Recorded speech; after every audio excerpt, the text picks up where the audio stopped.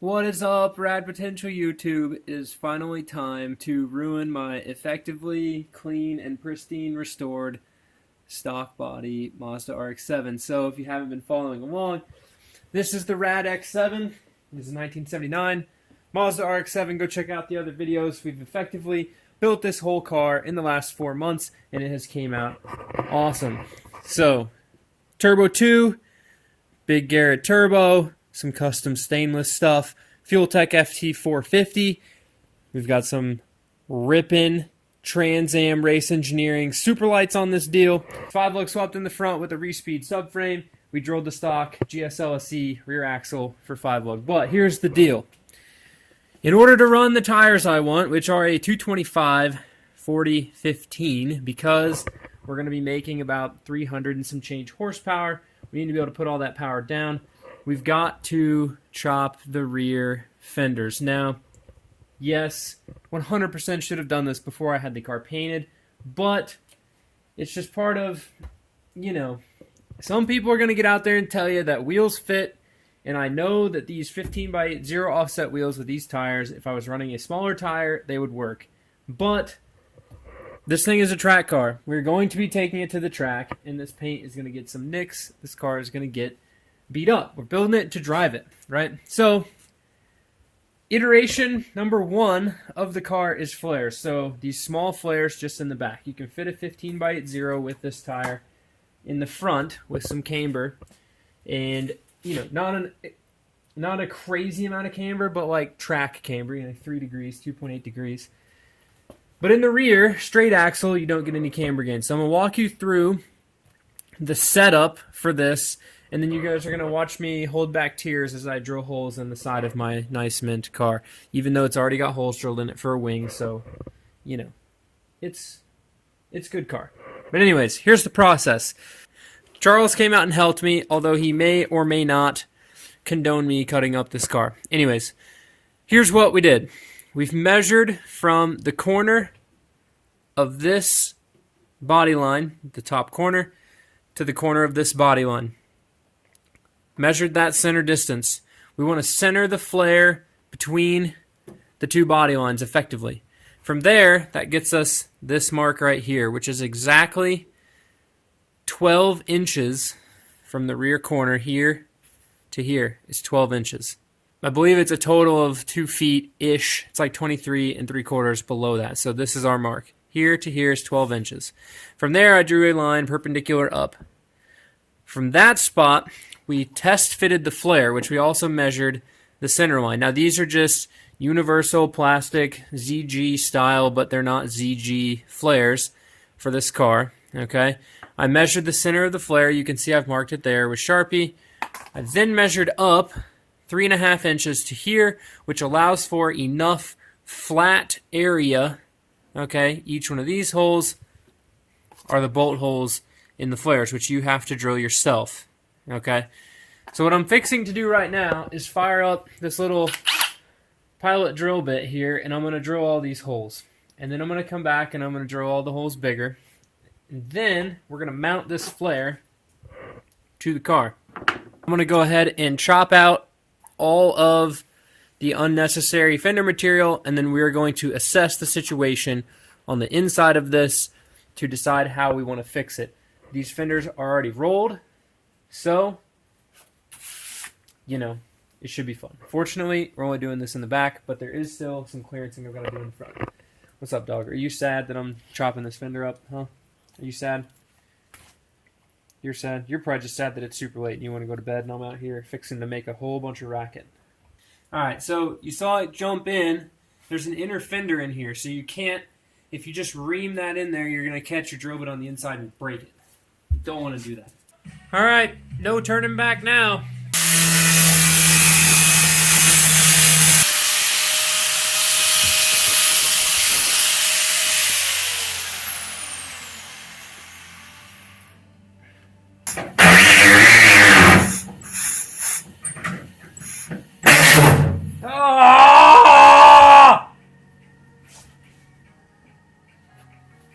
That better be all under the flare. I'm just like hesitant to let this ride on the fresh paint. I don't want to like mess it up.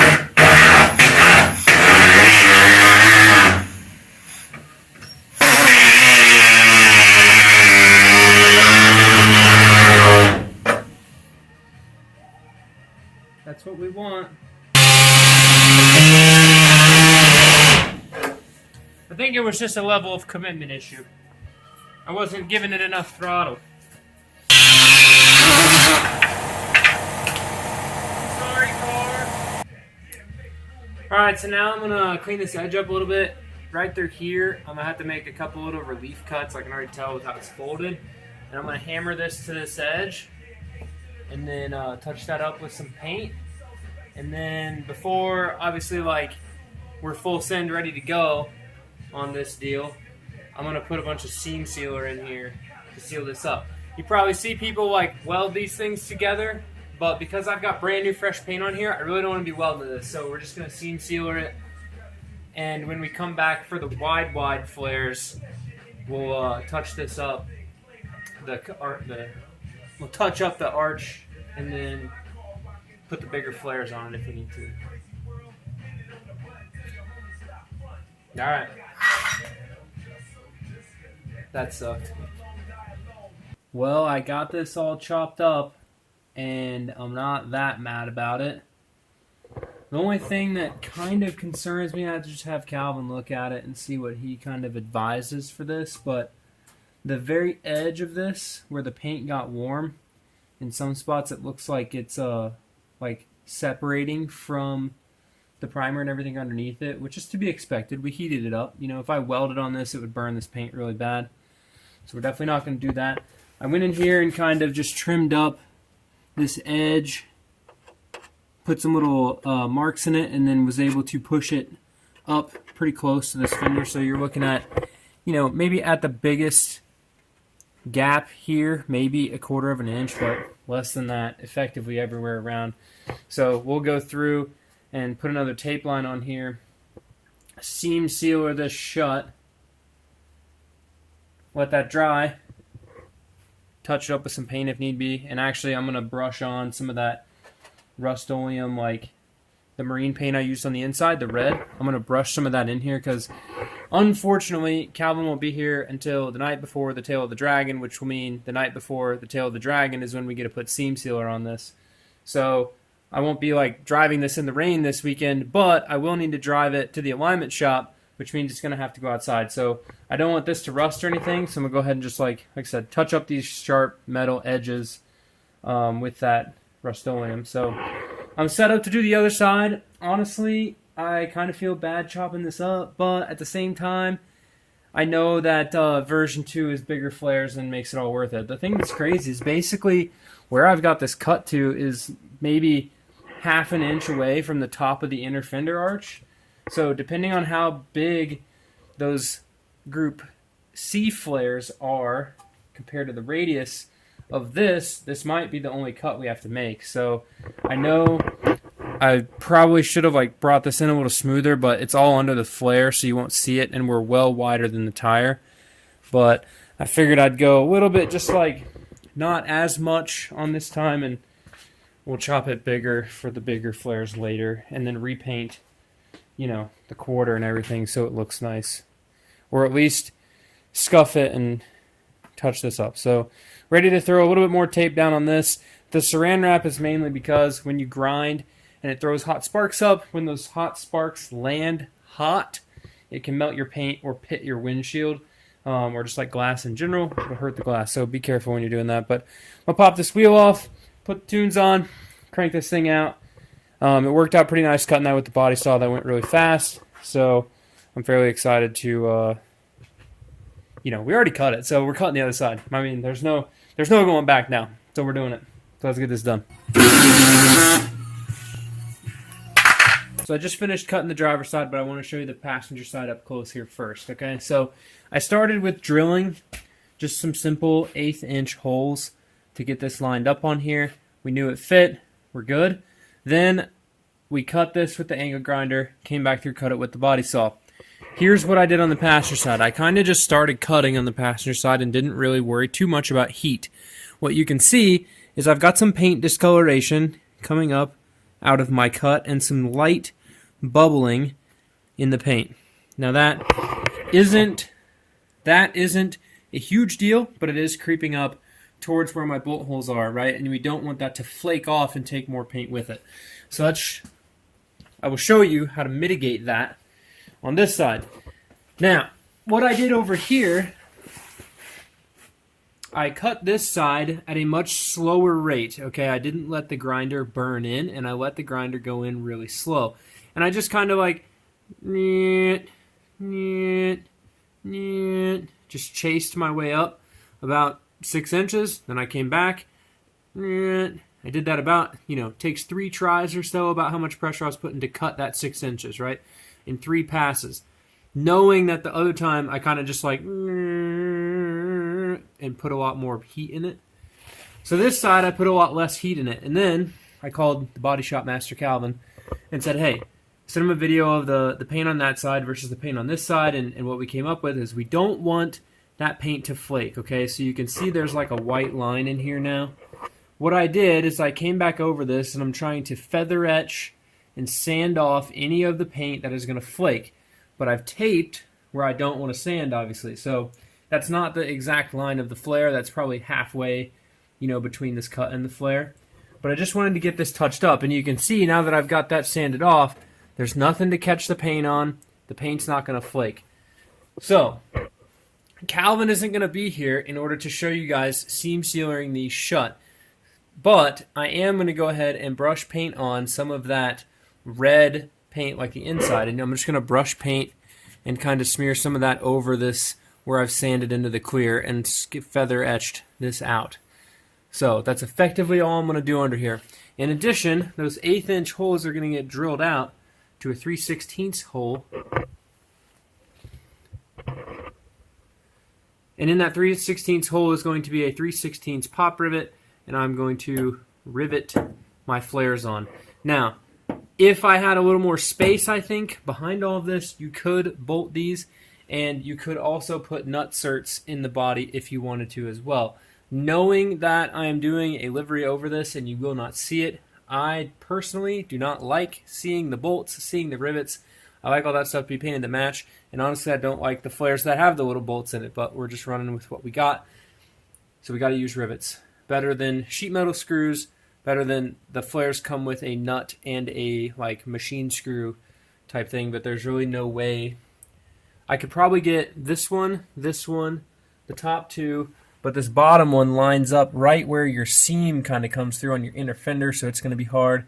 But the rest of those you could probably bolt in. So you might be able to get away with it. Comment below how you mounted your flares on your RX7, but that's how we're going to do it. So I'm going to go ahead and scuff down the other side, get some of that red paint in here, get these 3/16 holes drilled, and get these flares mounted up so we can see this thing, back on the ground again with the flares. And I'm amped because we might actually be able to go to an even bigger tire in the back.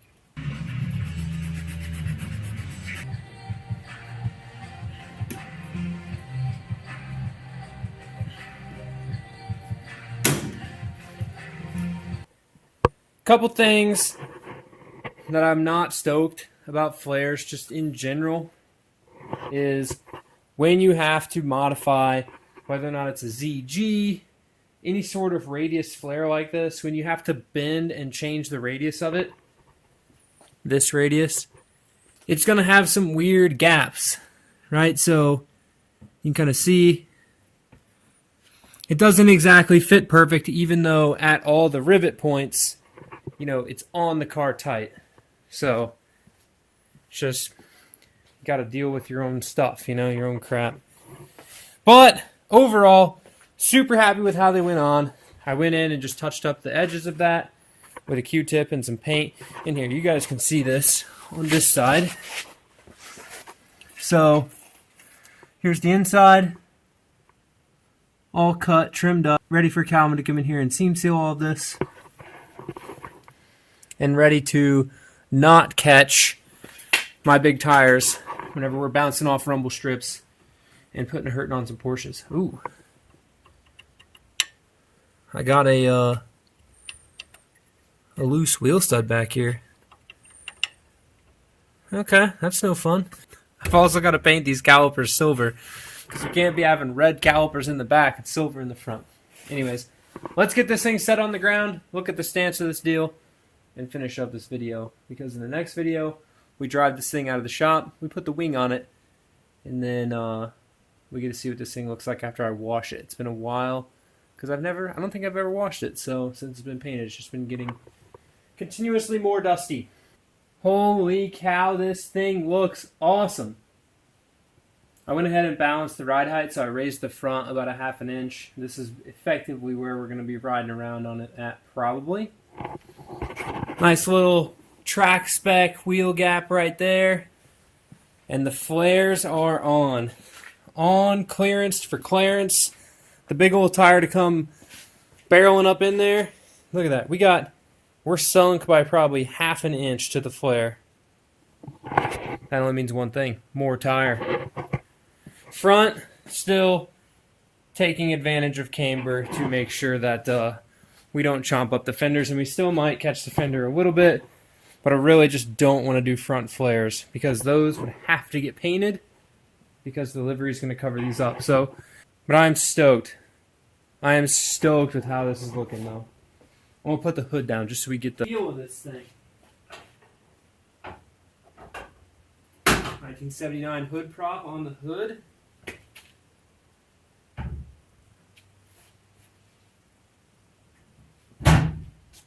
Sick.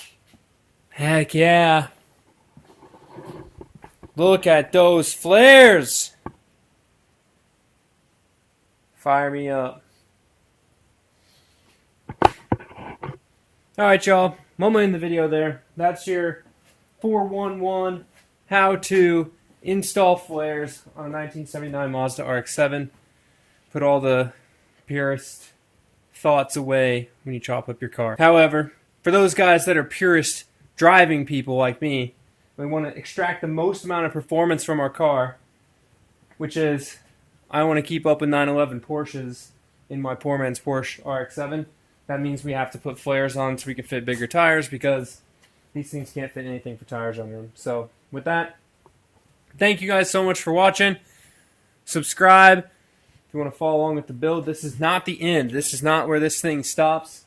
This thing is going to keep getting crazier and crazier and crazier, and especially, maybe not between now and the very next video because all we're going to do is go drive it like this, but after that video, when we put the livery on this thing, it is going to be wild. So thank you guys so much for watching. Thank you guys so much for checking out the videos, all the support, the comments. I truly appreciate it, and I love that you guys enjoy the content because I love making it. These things are one of my favorite cars ever. I've had so much fun in the first gen RX-7 chassis, and I cannot wait to have so much more fun in this first generation RX-7 chassis. So, pretty stoked. Also, mad shout out to Charles.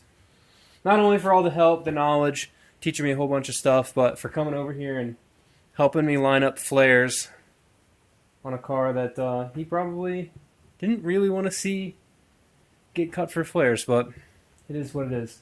Thank you, Charles, for everything. So with that, I'll see you guys in the next one.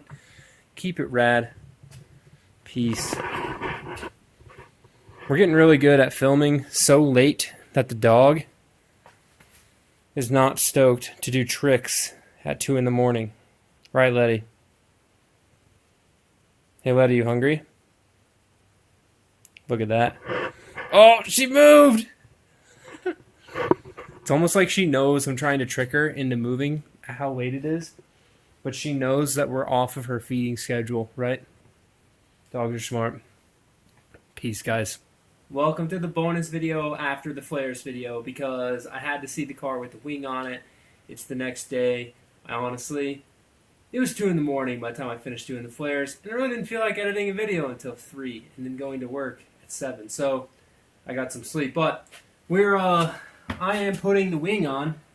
I'm going to go get the centerpiece, and then this thing is going to look epic. Slight issue with the corner of this impacting the edge of this. So the wing ends, it's the 3-piece wing, they're a tad bit too close together. So I don't really think that I have that much adjustment, but I'm going to try to loosen this side and slide it out a little bit and see if it does anything for me. The only thing is I'm a little sketched out to just like tighten the bolts down real tight, because when you do that, it's like plastic, and I don't want it to pull the studs out. So you really don't want this to be like super schwartzed in here, but honestly this isn't fitting very well. And I bet that it kind of fit poorly before, and we just didn't worry about it because it was Death Trap back then, and now it's the RADX7, so it's got extra paint everywhere, and we need this thing to fit nice. And I don't know. I think it's just going to be what it is. If you have a 3-piece wing on your car and it doesn't fit perfect, let me know, because mine's not fitting perfect, but this is where it's going to go. So I'm going to tighten her down. The real moment of truth. Look at the wing and the flares. Get you a little pan shot of the whole dusty car. With all my fingerprint marks in it from putting this thing together. Man, this thing looks sick. See, so this is the reason. The black flares is just too much contrast on the side of this thing. I'm just not stoked about it. I know if you guys follow me on Instagram, but you should, because you see I'll upload Instagram stories of me doing cool stuff in the shop before it makes it to the YouTube channel. But it's just, I don't know, I just don't like the black. I don't have enough other black, so I'm excited about my stripes and stuff. We're going to cover it all up, which will be mint. But I need the wing because my stripes go up on the side of the wing. So, got to just get that quarter fitted because we're doing this. But here's my only complaint about the wing, and then I'll let you guys go. I know you already watched me end the video once, and you're watching the rest of this. I appreciate you. But these 3-piece wings, whenever I had the 3-piece wing on my yellow rally car, I actually screwed the wing in right here. Okay, on the corner. I drilled a hole and put a real long sheet metal screw through that. And you're like, oh my gosh, why would you drill a hole in a 3-piece wing and drill a hole in your spark yellow 1979 Mazda RX-7 rally car? Is that the wing moves. So it's only held on at 3 points, and you get some of this flop in it. Okay? Now, I bet you could probably like double side tape this, and in reality, I think, you know, the centerpiece holds this down. Like, I'm not worried about it necessarily flying off, but I just don't like that it moves. So one of my future plans is to kind of add like a little duckbill, or is to add a little wicker bill across the back of here, just a short one, and mount it to this end piece, mount it to the center, and mount it to the other end piece, so that wicker bill that goes all the way around the back, which it'll actually do something like functional arrow, but that piece holds the ends to the center such that this doesn't fly off and go through the windshield of a $100,000 Porsche, because you know I'm going to be in front of them. So anyways, super fired up. Just love looking at this car. It's crazy to finally see it all coming together like this and getting the attention that it deserves. You know, this car was kind of just chilling, and I'm excited to see it back, and like, you know, like I said, Death Trap, the wing fitment was a little sketchy. That was fine, but now that it's the RADX7, like, kind of need to fit the wing a little better, but I don't think it's going to fly off. It'll make it to Deal's Gab. So with that, peace guys again, keep it rad. We'll see you in the next one.